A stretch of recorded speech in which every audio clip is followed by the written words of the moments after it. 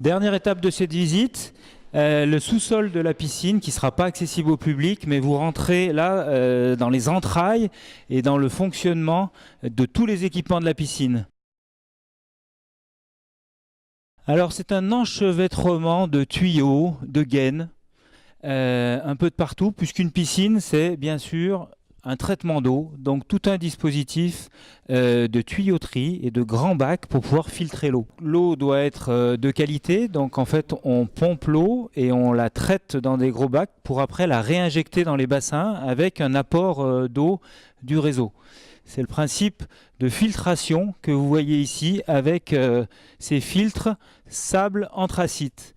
Au-dessus de nous, des gaines en aluminium, c'est le principe de traitement d'air. Bien sûr, une piscine, c'est très humide, donc il faut souffler de l'air neuf sur les parois vitrées, extraire de l'air en plafond pour régulièrement apporter de l'air déshumidifié à l'intérieur de la halle bassin.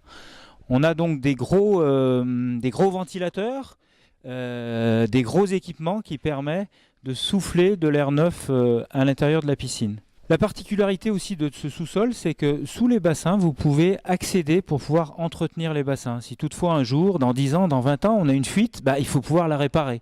Donc on est toujours accessible avec une hauteur sous plafond de 5 mètres et un passage sous les bassins pour pouvoir bien sûr intervenir en cas de besoin sur une conduite d'eau, sur un filtre, sur une pompe.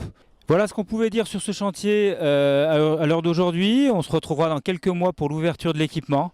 À bientôt.